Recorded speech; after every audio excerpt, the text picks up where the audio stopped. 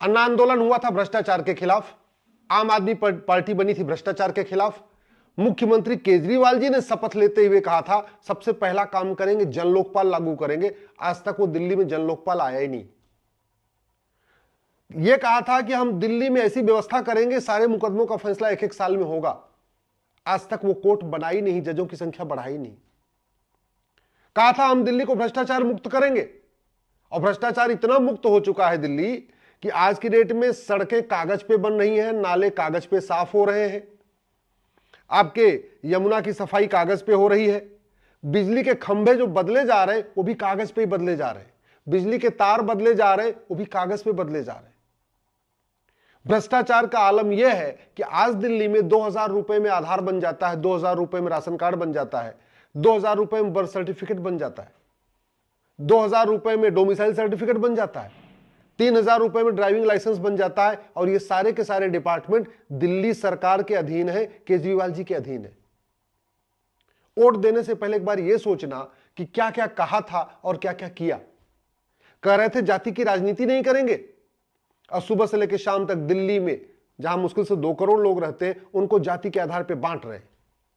कह रहे थे भाषा की आधार राजनीति की नहीं करेंगे, क्षेत्र की राजनीति नहीं करेंगे, अगड़े पिछड़े की राजनीति नहीं कर रहेंगे, और सब कुछ वो कर रहे हैं। क्या आप एक बार एक चीज बताइए कि दिल्ली में केवल मौलवी रहते हैं क्या? मंदिर नहीं है क्या दिल्ली में? जैन मंदिर नहीं है क्या? हिंदू मंदिर नहीं है क्या? बौद्ध मंदिर नहीं है क्या? सिखों के गुरुद्वारे नहीं है क्या?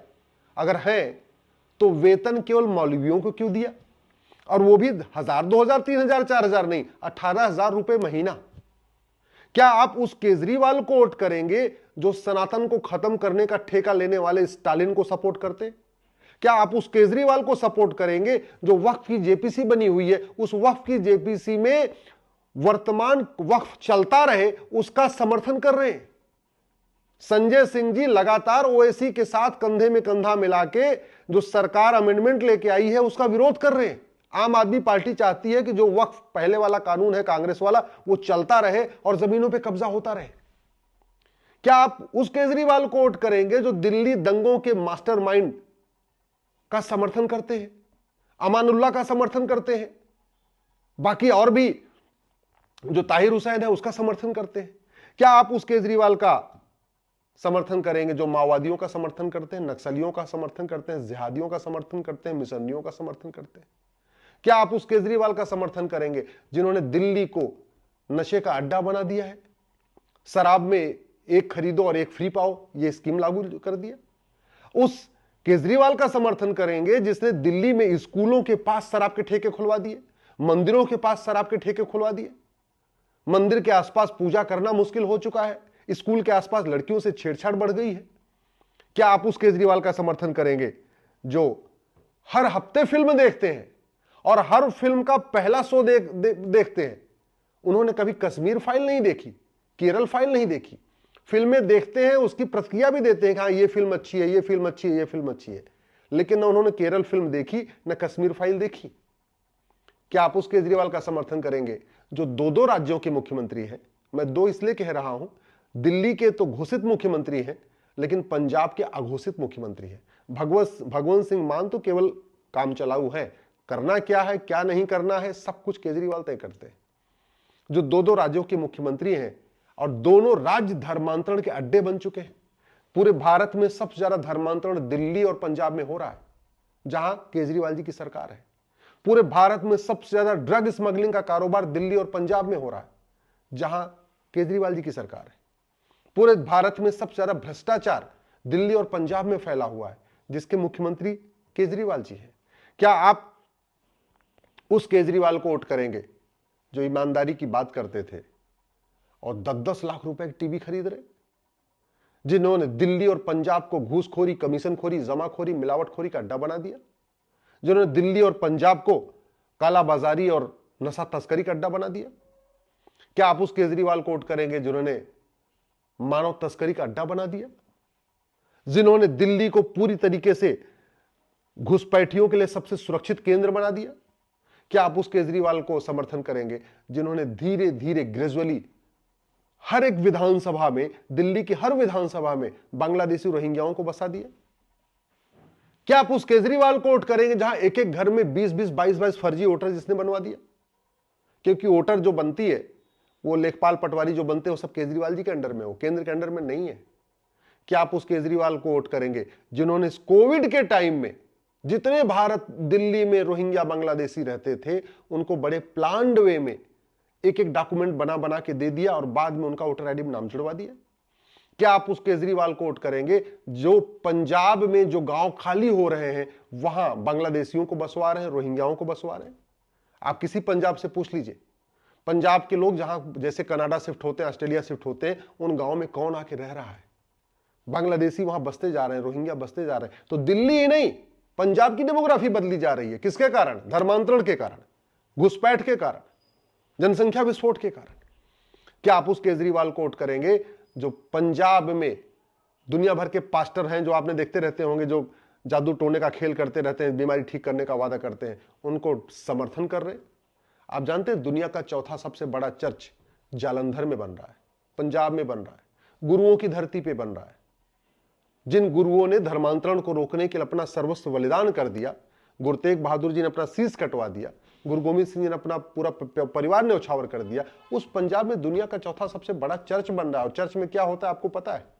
चर्च किस लिए बनते हैं आपको पता है? पता नहीं कितने पास्टर आप देखते रहते होंगे, दिन भर पंजाब में खेल करते रहते हैं, जगह जगह चंगाई सभा लगाते हैं, हाथ से छू छू के कैंसर ठीक करते हैं, बीमारियां ठीक करते हैं। ये केजरीवाल को दिखाई नहीं पड़ता। और सबसे बड़ी बात, एक बार आप गूगल कर लीजिएगा, पंजाब विधानसभा से पहले केजरीवाल ने 2 वादे किए। पहला कहा पंजाब में धर्मांतरण रोकेंगे, दूसरा कहा था पंजाब में ड्रग स्मगलिंग खत्म करेंगे। दोनों ही मुद्दों पे न दिल्ली विधानसभा में चर्चा हुई, न पंजाब में विधानसभा में चर्चा हुई। 10 साल हो गया उनको मुख्यमंत्री, तीसरी बार मुख्यमंत्री बने दिल्ली के। 3 बार मुख्यमंत्री बनने के बाद आप बताइए दिल्ली की विधानसभा में कभी भ्रष्टाचार के ऊपर चर्चा हुई हो, कभी घूसखोरी पे चर्चा हुई है, कभी जमाखोरी पे चर्चा हुई, कभी मिलावटखोरी पे चर्चा हुई? कभी दिल्ली और पंजाब की विधानसभा में कालाबाजारी, नशा तस्करी, मानव तस्करी पे चर्चा हुई क्या? कभी दिल्ली और पंजाब की विधानसभा में ह्यूमन ट्रैफिकिंग रोकने पे चर्चा हुई क्या? कभी दिल्ली और पंजाब की विधानसभा में जो डेमोग्राफी बदल रही उस पर चर्चा हुई क्या? कभी दिल्ली और पंजाब की विधानसभा में जो आतंकवाद है, अलगाववाद है, इस पर कभी चर्चा हुई क्या? कभी दिल्ली और पंजाब की विधानसभा में जो देश विरोधी शक्तियां मजबूत हो रही हैं, इनके ऊपर कभी चर्चा हुई क्या? कभी दिल्ली और पंजाब की विधानसभा में पाखंडी जो किसान फर्जीवाड़ा करते हैं, इनके ऊपर कभी चर्चा हुई क्या? नहीं। वोट करिए, लेकिन सोच समझ के करिए। अगर थोड़ी सी बिजली के खातिर वोट करेंगे, थोड़ा पानी के खातिर वोट करेंगे, तो याद रखिएगा आने वाली पीढ़ियां खतरे में रहेंगी। जो व्यक्ति सत्ता की खातिर खालिस्तानियों से हाथ मिला सकता है, जो व्यक्ति सत्ता की खातिर माओवादियों, नक्सलियों का समर्थन ले सकता है, जो आदमी सत्ता की खातिर अफजल गुरु का समर्थन ले सकता है, जो आदमी सत्ता की खातिर जमीयत उलमा हिंद का समर्थन कर सकता है, पर्सनल लॉ बोर्ड का समर्थन कर सकता है, जो आदमी सत्ता की खातिर स्टालिन फैमिलीज का समर्थन कर सकता है, जो कहता है सनातन खत्म कर देंगे, जो आदमी सत्ता की खातिर प्लेस ऑफ वर्शिप एक्ट का समर्थन करता है, माइनॉरिटी कमीशन एक्ट का समर्थन करता है, जो आदमी सत्ता की खातिर वक्फ एक्ट का समर्थन करता है, जो आदमी धर्मांतरण को प्रमोट करने के लिए जो पादरी हैं, जिहादी, उनका समर्थन करता है, अगर वो इलेक्शन के पहले कुछ धर्मगुरुओं से मिल रहा है, कुछ लोग मंदिर में जा रहा है, अगर इलेक्शन के पहले कुछ महामंडलेश्वर को बुला के उनका पैर छू रहा है, अगर इलेक्शन के पहले वो मंदिर के पुजारियों को वेतन देने का वादा कर रहा है, तो याद रखिएगा वो केवल और केवल पाखंड कर रहा है और आपके लिए बहुत बड़ा खतरा है। हमें जितना खतरा ओवैसी से है, हमें जितना खतरा जमीयत उलमा हिंद से है, हमें जितना खतरा पर्सनल लॉ बोर्ड से है, हमें जितना खतरा पीएफआई से है, जितना खतरा सिमी से है, याद रखिएगा उतना ही खतरा हमें कुछ सफेद पोस्ट पाखंडियों से है। ऐसे पाखंडियों से जो अपने आप को ईमानदारी की बात करते हैं, जो सुबह से लेकर शाम तक दुनिया भर के लफ्फाजी करते हैं, बतौलेबाजी करते हैं, लेकिन अंदर से सभी देश विरोधियों का समर्थन करते हैं, अंदर से भारत विरोधियों का समर्थन करते हैं और उनका समर्थन लेते हैं। ऐसे लोगों से सावधान रखिएगा।